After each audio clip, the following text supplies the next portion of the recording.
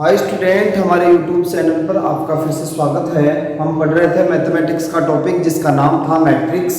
और मैंने आपको मैट्रिक्स के बारे में बताया कि मैट्रिक्स क्या है। संख्याओं या फलनों का एक आयताकार विन्यास होता है। ठीक है बच्चों। और इसके बाद में हमने आगे के प्रकार भी पढ़े थे। मैंने लास्ट टाइम आपको ये बताया कि जो वर्ग मैट्रिक्स है वो क्या होती है। वर्ग मैट्रिक्स का मतलब क्या बताया था। वर्ग मैट्रिक्स का मतलब था वह मैट्रिक्स जिसमें स्तंभों की संख्या पंक्तियों की संख्या के बराबर होती है। ठीक है। और इसके बाद में हमने विकर्ण मैट्रिक्स के बारे में पढ़ा था। विकर्ण मैट्रिक्स के बारे में पढ़ा था जिसमें मैंने आपको बताया था कि मुख्य विकर्ण के अतिरिक्त यदि सारे अवयव शून्य हैं, मुख्य विकर्ण के अतिरिक्त यदि सारे अवयव शून्य हैं तो उसको हम विकर्ण मैट्रिक्स बोलते थे। इसके बाद में आज जो है हम पढ़ेंगे इसका अगला प्रकार जिसका नाम है बच्चों अदिश मैट्रिक्स। कौन सी मैट्रिक्स? अदिश मैट्रिक्स। अदिश आदि जिसको आप बोल सकते हैं। तो जरा इसको समझने की कोशिश करना। अदिश मैट्रिक्स विकर्ण मैट्रिक्स से बनता है। किससे बनता है? विकर्ण मैट्रिक्स से बनता है। तो विकर्ण मैट्रिक्स क्या थी? विकर्ण मैट्रिक्स थी वह वर्ग मैट्रिक्स जिसमें मुख्य विकर्ण के अतिरिक्त सारे अवयव यदि शून्य है तो उसको हम विकर्ण मैट्रिक्स बोलते थे। मतलब इस तरीके से, जैसे मान लीजिए A B C ये मुख्य विकर्ण हो गया और बाकी जितने भी एलिमेंट इसमें बच रहे हैं यदि वो सारे शून्य हैं तो हम इसको क्या बोलते थे? विकर्ण मैट्रिक्स बोलते थे। ठीक है। अब अदिश मैट्रिक्स भी विकर्ण मैट्रिक्स ही है। अदिश मैट्रिक्स भी क्या है? विकर्ण मैट्रिक्स है। लेकिन इसमें एक कंडीशन है कि वह विकर्ण मैट्रिक्स जिसमें मुख्य विकर्ण के यदि सारे अवयव एक जैसे हैं, सारे अवयव समान हैं, तो हम उसको क्या बोलते हैं? अदिश मैट्रिक्स बोलते हैं। जैसे कि अदिश मैट्रिक्स का उदाहरण ये हो जाएगा, मुख्य विकर्ण के यदि सारे अवयव सेम ले लेते हैं, जैसे A और A ये मुख्य विकर्ण के सारे अवयव सेम ले लिए और बाकी जितने भी एलिमेंट यदि बच रहे हैं वो जीरो हैं, बाकी जितने भी एलिमेंट यदि जीरो हैं तो हम उसको क्या बोलते हैं बच्चों? अदिश मैट्रिक्स बोलते हैं। तो बात समझ में आ गई होगी कि अदिश मैट्रिक्स भी क्या है? विकर्ण मैट्रिक्स है। और वो भी कौन सी विकर्ण मैट्रिक्स? जिसमें मुख्य विकर्ण के सारे अवयव क्या होते हैं? समान होते हैं। ठीक है बच्चों। इसके बाद में हम पढ़ते हैं, देखो दो प्रकार के मैट्रिक्स हो रहे हैं। एक है ऊपरी त्रिभुजाकार, एक तो ऊपरी त्रिभुजाकार मैट्रिक्स और दूसरी जो इसमें है वो है निचली त्रिभुजाकार मैट्रिक्स। निचली त्रिभुजाकार मैट्रिक्स। ठीक है।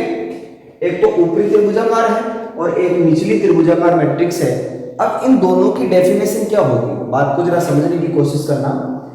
ऊपरी त्रिभुजाकार वर्ग मैट्रिक्स है, ये भी वर्ग मैट्रिक्स होती है। तो वह वर्ग मैट्रिक्स, वह वर्ग आयु जिसमें मुख्य विकर्ण के नीचे वाले सारे अवयव यदि शून्य हैं तो उसको हम बोलते हैं ऊपरी त्रिभुजाकार। ऊपरी त्रिभुजाकार का मतलब है मुख्य विकर्ण के नीचे वाले यदि सारे अवयव शून्य हैं, जैसे कि A B C D E F इस तरीके से ले लिया। अब यहां पर ये जीरो है तो आप देख सकते हो कि इस वाली मैट्रिक्स में ये तो हो गया मुख्य विकर्ण। तो मुख्य विकर्ण के नीचे वाले यदि सारे अवयव शून्य हैं तो उसको बच्चों हम क्या बोलते हैं? ऊपरी त्रिभुजाकार आयु बोलते हैं। ठीक है। उल्टा याद रखना, ऊपरी त्रिभुजाकार का मतलब मुख्य विकर्ण के नीचे वाले अवयव शून्य होंगे। अब इसके हिसाब से ये बात शायद आपके समझ में आ रही होगी कि इसमें निचली त्रिभुजाकार का मतलब हो गया मुख्य विकर्ण के ऊपर वाले जो अवयव हैं यदि वो शून्य हैं, जैसे कि A B C और यहां पर हम लिख देते हैं D E F और इस तरीके से होगा। तो यहां पर ये मुख्य विकर्ण है। ठीक है। और मुख्य विकर्ण के ऊपर वाले यदि सारे अवयव शून्य के बराबर हैं तो बच्चों हम उसको क्या बोलते हैं? निचली त्रिभुजाकार मैट्रिक्स बोलते हैं। ठीक है। निचली त्रिभुजाकार मैट्रिक्स। निचली में मतलब मुख्य विकर्ण के ऊपर वाले अवयव जीरो होंगे और ऊपरी का मतलब नीचे वाले अवयव क्या होंगे? जीरो होंगे। ओके। ये देखो यहां से कोई क्वेश्चन तो है नहीं आपके बुक में, ये सिर्फ आपको पता होना चाहिए कि ऊपरी त्रिभुजाकार आयु का क्या मतलब है, निचली त्रिभुजाकार आयु का क्या मतलब है। क्योंकि अब की बार जो प्रश्न पत्र बना था बोर्ड का उसमें डेफिनेशन भी पूछ रहा है, परिभाषा भी पूछ रहा है। तो आपको पूछ सकता है, एक नंबर का क्वेश्चन पूछ सकता है कि ऊपरी त्रिभुजाकार और निचली त्रिभुजाकार मैट्रिक्स को परिभाषित कीजिए। तो आप आसानी से कर सकते हैं। ऊपरी त्रिभुजाकार का मतलब मुख्य विकर्ण के नीचे वाले अवयव 0 होंगे और निचली त्रिभुजाकार का मतलब मुख्य विकर्ण के ऊपर वाले सारे अवयव क्या होंगे, 0 होंगे। ओके, अब इसके बाद में वेरी इंपॉर्टेंट टॉपिक जिसका नाम है समान अवयव। कौन से अवयव? समान अवयव। समान अवयव एक जैसे अवयव। तो भैया इसमें दो बातें ध्यान रखनी है कि दो अवयव समान होंगे, दो अवयव समान होंगे। दो मैट्रिक्स कब समान होंगे? पहली बात, उनकी कोटियां समान हो, उनकी कोटियां समान हो। पहली कंडीशन तो यह है इसमें कि दो मैट्रिक्स समान होंगे यदि उनकी कोटियां क्या हो, समान हो। और दूसरी कंडीशन, संगत अवयव बराबर हो, संगत अवयव बराबर हो। तो याद रख लेना बच्चों, दो अवयव समान अवयव कहलाते हैं यदि उनकी कोटियां समान हैं और संगत अवयव बराबर हैं। कोटियां भी समान होनी चाहिए और संगत अवयव बराबर होने चाहिए। समान अवयव का मतलब पूरी तरीके से समान हो, ठीक है। जैसे मान लीजिए एक अवयव है ए इस तरीके से और इसमें अवयव है ए आई जे टाइप के, और एक अवयव है बी जिसमें अवयव है बी आई जे टाइप के। अब इसकी कोटि है m क्रॉस n, तो बच्चों इसकी कोटि भी m क्रॉस n ही होनी चाहिए। पहली बात, कोटियां सेम होनी चाहिए। दूसरी बात, संगत अवयव बराबर होने चाहिए। तो जैसे मैं इसका कोई अवयव लेता हूं a11 का मतलब समझ रहे हो, और इसका अवयव ले रहा हूं b11, तो a11 के संगत b11 ही होगा ना।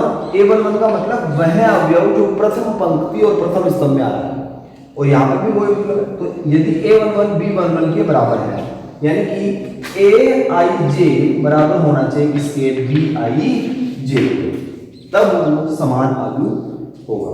ओके, अब इस पर आधारित बहुत सारे क्वेश्चन बने हुए हैं आपके बुक में, और यहां से एग्जाम में भी क्वेश्चन पूछ लिया जाता है। ऐसे पूछ लेगा, 2 नंबर का क्वेश्चन पूछ लेगा कि यदि ये दो अवयव समान है तो फिर के का मान बताइए, ए का मान बताइए। इस तरीके से आपको पूछ सकता है। जैसे कि हम आप क्वेश्चन सॉल्व करते हैं, प्रश्नावली के क्वेश्चन सॉल्व करते हैं। देखो इसमें पहला क्वेश्चन है, मतलब उदाहरण बता देते हैं। उदाहरण 1, अवयव एक का क्रम 3x5 है, ठीक है, तथा R एक की पंक्ति अवयव है, तो R का क्रम लिखिए। इस तरीके से देखना। इधर उदाहरण नंबर 1 क्या है, जरा इसको समझने की कोशिश करना। इसमें बोल रहा है कि अवयव एक का क्रम 3x5 है। अवयव एक का क्रम दे रखा है इसमें कितना बच्चों, 3x5, यानी इसमें 3 पंक्तियां हैं। पंक्ति कितनी है भैया, 3, और स्तंभ कितने हैं, स्तंभ 5। 3 पंक्तियां इस तरीके से, 1 2 3, ये 3 पंक्तियां होंगी, और स्तंभ 5 है, 1 2 3 4 5, इस तरीके से स्तंभ 5 है, ठीक है। 3 पंक्तियां हैं और 5 स्तंभ है, कोई अवयव है एक। बोल रहा है तथा R एक की पंक्ति अवयव है। R कोई एक अलग अवयव है, अवयव R क्या है, एक का पंक्ति अवयव है, एक का पंक्ति अवयव है। जो अवयव A है उसका पंक्ति अवयव कौन है, R। तो R का क्रम हमारे को बताना है। भैया बताइए R क्या है, R एक पंक्ति अवयव है, पंक्ति अवयव है। और पंक्ति अवयव की परिभाषा मैंने आपको बताई थी कि वह अवयव जिसमें केवल एक पंक्ति होती है। तो बताइए जो R अवयव आप ले रहे हो उसमें पंक्तियों की संख्या कितनी, 1। पंक्तियों की संख्या कितनी, 1। अरबुद नाम से पता चलता है कि R इसका पंक्ति अवयव है, किसका, एक का पंक्ति अवयव है। तो R जो है उसमें पंक्तियों की संख्या कितनी हो गई, 1 हो गई। अब स्तंभ की संख्या कितनी होगी, तो स्तंभ की संख्या उतनी होगी ना जितनी A में है। भाई ए में स्तंभों की संख्या कितनी है? 5 है, तो इसमें भी स्तंभों की संख्या कितनी होगी? 5 होगी। इस प्रकार हम बोल सकते हैं कि जो अवयव r है उसका क्रम होगा 1 × 5। अरे क्रम लिखने के लिए आपको उस अवयव में ये पता होना चाहिए कि पंक्तियां कितनी है और स्तंभ कितने हैं। तो ये बोल रहा है कि अवयव r का क्रम बताइए, अवयव r की कोटि ज्ञात कीजिए। तो अवयव r क्या है? पंक्ति अवयव है। और किसका पंक्ति अवयव है? ए का पंक्ति अवयव है। इसका मतलब ए में जितने स्तंभ है उतने स्तंभ इसमें रहेंगे, पंक्ति तो एक ही रहेगी क्योंकि पंक्ति अवयव है। ठीक है, इस तरीके से करना था आपको। नेक्स्ट अगला क्वेश्चन इसमें सॉल्व करें, उदाहरण नंबर 2। और वेरी इंपॉर्टेंट, ध्यान रख लेना, ऐसा क्वेश्चन एग्जाम में बन सकता है। एग्जाम्पल 2 समझने की कोशिश करना सर, आपकी बुक का है। एक 2 × 3 क्रम की अवयव ए लिखिए। एक अवयव है ए और उसमें एलिमेंट है ए आई जे टाइप का और इसकी कोटि है 2 × 3, 2 × 3। ठीक है, जिसके अवयव ए आई जे बराबर, ऐसे सूत्र दे रखा है ए आई जे बराबर 2i + j, इस तरीके से 2i + j। समझना भैया, देखो क्या किस तरीके से इस क्वेश्चन को करना है, ये क्वेश्चन सबको आना चाहिए। एक अवयव ए आपको ज्ञात करना है जिसकी कोटि कितनी है? 2 × 3, मतलब उसमें पंक्तियां तो 2 है और स्तंभ कितने हैं? 3 है। ओके, और ए आई जे यानी कि जो अवयव है उसका फॉर्मूला है 2i + j। आई का मतलब पंक्ति, कौन सी पंक्ति है, और जे का मतलब कौन सा स्तंभ है। तो देखो भैया, ऐसा क्वेश्चन सॉल्व करने के लिए सबसे पहले आपको अवयव ए मानना पड़ेगा। कितनी कोटि का? 2 × 3 कोटि का अवयव आप बनाइए इसमें। तो माना अवयव ए इस तरीके से है। अब देखो किस तरीके से आप इसमें मानोगे। 2 × 3 का मतलब 2 पंक्तियां, तो इसमें 2 ही पंक्तियां होनी चाहिए और स्तंभ कितने? 3, 1 2 3। तो फिर एक के रूप में आपको इसमें एलिमेंट लिखने हैं। आई का मान क्या होगा, जे का मान क्या होगा, वो चेंज होता रहेगा। तो यहां पर जो एलिमेंट आएगा बच्चों वो क्या आएगा? A1। इस एलिमेंट का मतलब है कि ये पहली पंक्ति और पहले स्तंभ में आ रहा है। फिर A1 2, पहली पंक्ति दूसरा स्तंभ, और ये पहली पंक्ति तीसरा स्तंभ। ठीक है, पहली पंक्ति तीसरा स्तंभ। यहां पर देखो अब कौन सी पंक्ति? दूसरी पंक्ति, तो 2 पहले दूसरी पंक्ति और स्तंभ कौन सा? 1। यहां पर दूसरी पंक्ति दूसरा स्तंभ, यहां पर दूसरी पंक्ति और तीसरा स्तंभ। तो अब आप इसमें देख लीजिए कि कितनी पंक्तियां हैं? 2 पंक्तियां हैं। और कितने स्तंभ है? 3 स्तंभ है, तो इसकी कोटि भी 2 × 3 है। 2 × 3 कोटि का अवयव आपको मानना था इसमें। तो इस तरीके से मानना है जितने भी क्वेश्चन आएंगे एलिमेंट के हिसाब से। यहाँ पर बी आई जे का फॉर्मूला होता तो आप B11, B12, B13 इस तरीके से करते हैं। अब बस मान निकाल के इसमें लिखना है। तो A11 में निकालना चाहूंगा पहले A11 इस फॉर्मूले के हिसाब से आएगा। अब देखो A11 के हिसाब से I का मान कितना है? 1 है, और J का मान भी कितना है? 1 है। इस फॉर्मूले में आप लिखोगे 2 × 1 + 1, तो 2 × 2 3 हो जाएगा। तो यहाँ पर आपको कितना लिखना है? 3 लिखना है। ऐसे आप यदि ये निकालते हो ये वाला, तो इसके हिसाब से I का मान 1 हो गया और J का मान कितना हो गया? 2 हो गया। तो इसमें लिखोगे 2 × 1 + 2, तो ये कितना हो जाएगा? 2 × 2 और 2 4। फिर ऐसे निकालोगे A13, तो निकाल सकते हो A13 आप आसानी से इसमें निकाल सकते हो, क्योंकि 2 × 1 + 3, तो ये कितना हो जाएगा? 3 और 2 5। इसी तरीके से यहाँ पर ये निकाले तो A21 का मतलब I का मान 2 और J का मतलब 1, तो 2 × 2 + 1 मतलब कितना हो गया? 5 होगा। 2 2 4 हो गए 5। फिर A22 यदि हम इसमें निकालते हैं तो 2 × 2 + 2 आ जाएगा।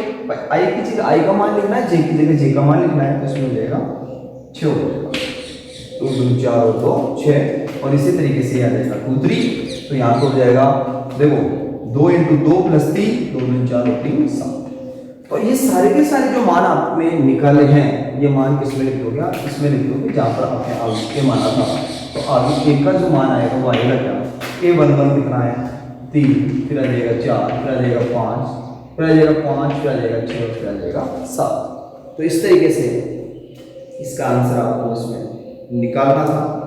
ठीक है, तो जब भी आपको कोई अवयव ए फाइंड करना हो और उसमें ए आई जे का फॉर्मूला दे, ए आई जे का फॉर्मूला दे, तो सबसे पहले हम अवयव ए मानते हैं। इसमें सबसे पहले क्या करते हैं, अवयव ए मानते हैं। ओके, अब इस टाइप का ही क्वेश्चन इसमें ये दे रखा है, 5वें का उदाहरण जो 5 है उसका सेकंड दे रखा है।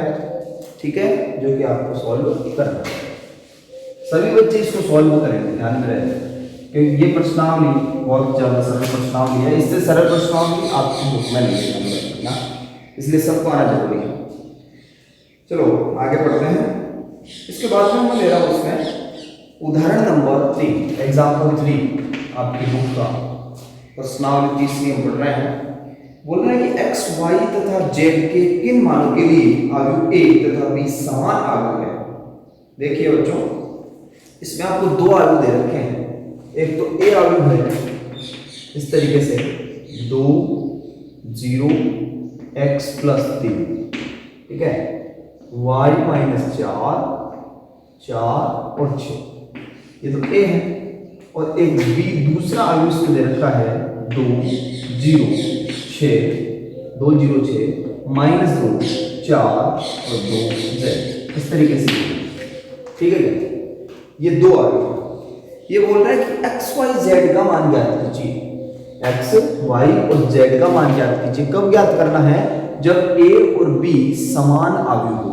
a और b समान अवयव हो तब आपको इसका मान ज्ञात करना है। तो भैया मैंने बताया था कि दो अवयव कब समान होते हैं? जब उनकी कोटियां समान होती हैं। तो कोटि ले लीजिए, इसमें पंक्ति कितनी? 2 और स्तंभ कितने? 1, 2, 3 स्तंभ, तो इसकी कोटि होगी 2 × 3। यहाँ पर भी इसमें पंक्तियां कितनी है बच्चों? 2 हैं और स्तंभ कितने हैं? 3, तो यहाँ पर जाएगा 2 × 2। तो कोटियां तो बिल्कुल सेम है। ठीक है, कोटियां सेम है।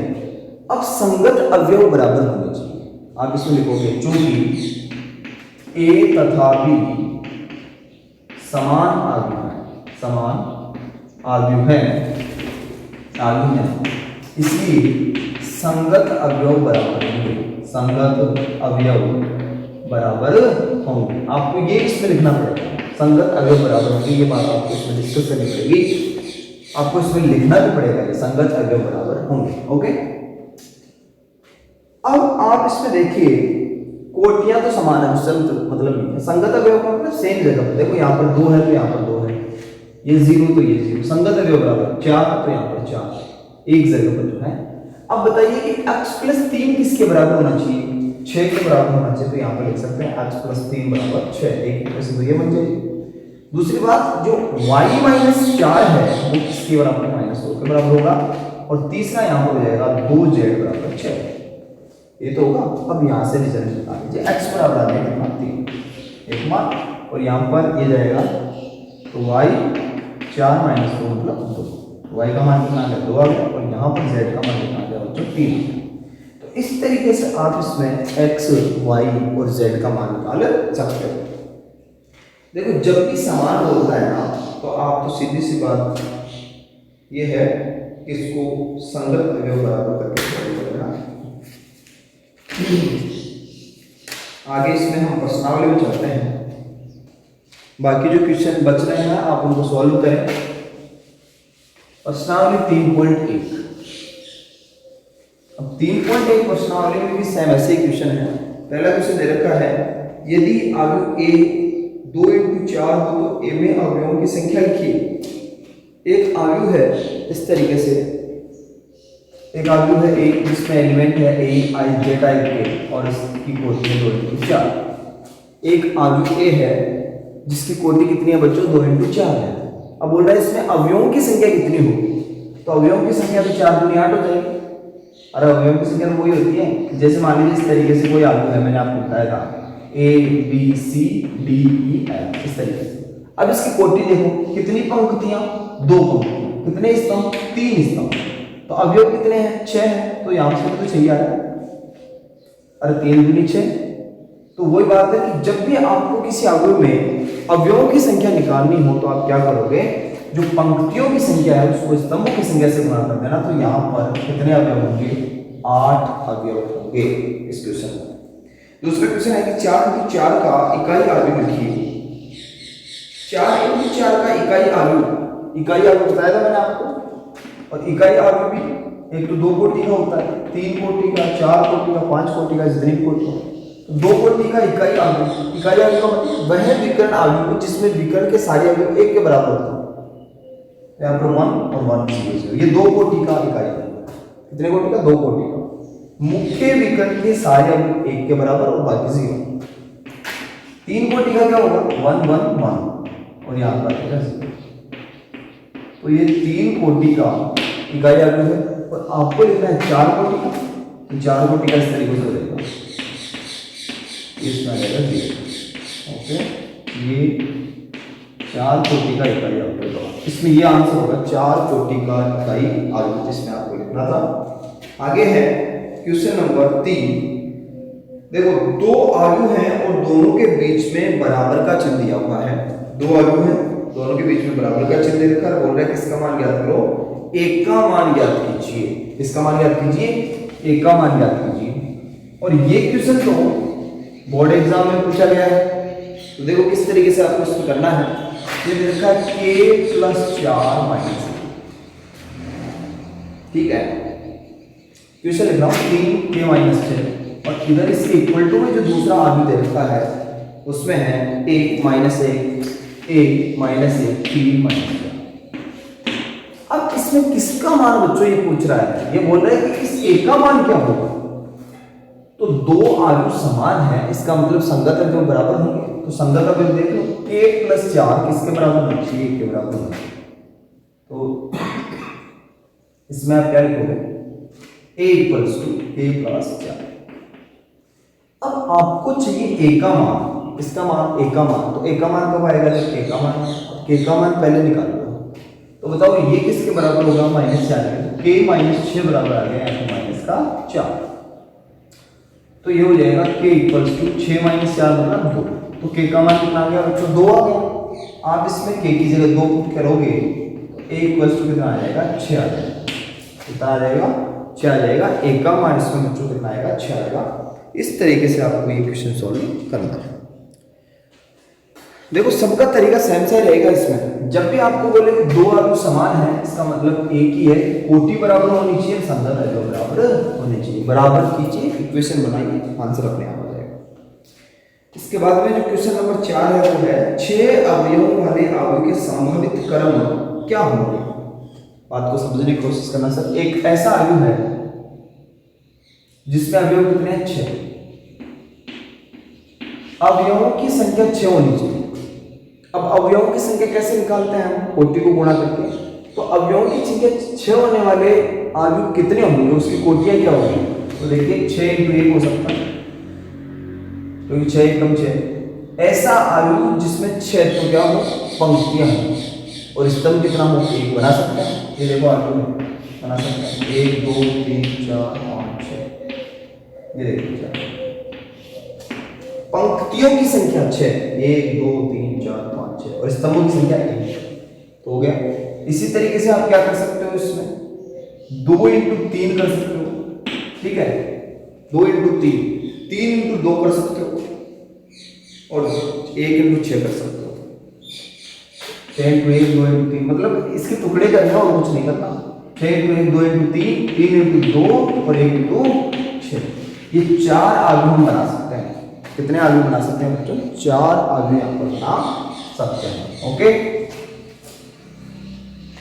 आगे देखिए क्वेश्चन नंबर जो 5 है, इसमें बोल रहा है 2 × 2 क्रम का आव्यूह a ज्ञात कीजिए जिसके अवयव, देखो अभी हमने ये क्वेश्चन किया था, एक a आव्यूह आपको ज्ञात करना है इसमें, जिसमें अवयव है, देखो अवयव है a = aij टाइप के और इसकी जो कोटि है वो है 2 × 2। तो ऐसा क्वेश्चन आया है जिसमें aij का फॉर्मूला आपको गिवन हो, तो सबसे पहले आप क्या करते हो? आव्यूह a मानते हो। माना आव्यूह a। अब आव्यूह a 2 कोटि का है, 2 × 2, 2 इसमें पंक्तियां 2 स्तंभ हैं। तो यहाँ पर आएगा a1, पहली पंक्ति पहला स्तंभ, पहली पंक्ति दूसरा स्तंभ, दूसरी पंक्ति पहला स्तंभ और दूसरी पंक्ति दूसरा स्तंभ। 2 पंक्तियां 2 स्तंभ। अब इसमें जो क्वेश्चन नंबर आप सॉल्व कर रहे थे कौन सा, 5वां क्वेश्चन नंबर 5 हम ले रहे हैं। 5 में यहाँ तक तो सेम होगा जो नीचे दे रखे हैं 3 क्वेश्चन, उन तीनों में ये सेम होगा, बस अब इनका मान निकालना है। तो जैसे मैं इसमें पहला क्वेश्चन ले रहा हूँ इसका, कि पहले क्वेश्चन के हिसाब से a11 क्या होगा, a12 क्या होगा, a21 क्या होगा और a22 क्या होगा पहले क्वेश्चन के हिसाब से। तो यहाँ पर aij का जो फॉर्मूला दिया हुआ है बच्चों वो है क्या, वो इस तरीके से है 2i minus J upon 3i plus J, इस तरीके से 3i प्लस जे। अब आप आसानी से निकाल सकते हो, आपको क्या निकालना है, a11 निकालना है। देखिए a11 तो i की जगह भी 1 लिखोगे और j की जगह भी 1 लिखोगे, तो यहाँ पर i की जगह 1 लिखोगे, j की जगह 1 लिखोगे, 2 एकम 2 तो 1 ऊपर आ जाएगा, और इसी तरीके से नीचे 3 और 1 कितना हो जाएगा 4। सॉल्व करके देख सकते हो आप। a12 यदि आप यहाँ पर निकालते हो तो i जहाँ पर दिख रहा है वहाँ पे 1 लिखना है, और जहाँ पर j दिख रहा है वहाँ पर 2 लिखना है। तो यहाँ पर i की जगह जब 1 लिखोगे तो ये हो जाएगा 2 एकम 2, और 2 में से 2 गया तो 0, ठीक है। और अब इसमें निकालना है a21 और a22, तो 21 निकालोगे, a21 तो वो कितना आएगा, i की जगह आपके बाद 2 लिखना है इसमें, तो ये हो गया 4 में से गया 3, कितना हो जाएगा 6 और 1 7, और ऐसे निकालोगे क्या a22, ठीक है। तो वो कितना होगा, देखो 2 दूनी 4 हो गया, 4 में से हो गया तो ऊपर कितना आएगा 2 आएगा, नीचे कितना होगा 6 और 2 8, मतलब 1/4। यहाँ पर जो आंसर आएगा a22 का वो कितना आएगा 1/4। अब ये सारे के सारे मान आप इसमें पुट कर दोगे तो क्वेश्चन नंबर 1 का जो आंसर होगा वो होगा क्या, वो इस तरीके से होगा 1/4 0 3/7 और 1/4। नंबर से लिखना है, पता चला a11 निकाल रहे हो और इसका मान लास्ट में लिख रहे हो, वो नहीं होगा। a12 का मान a12 की जगह लिखना है, ओके। बाकी जो इसमें क्वेश्चन बच रहे हैं वो सारे क्वेश्चन आप सॉल्व कर सकते हो, आसानी से सॉल्व कर सकते हो। और यदि कोई क्वेश्चन आपको नहीं आ रहा है तो आप मेरे से डिस्कस कर सकते हैं, पूछ सकते हैं। आज की वीडियो में हम इतना ही पढ़ेंगे, तब तक के लिए धन्यवाद।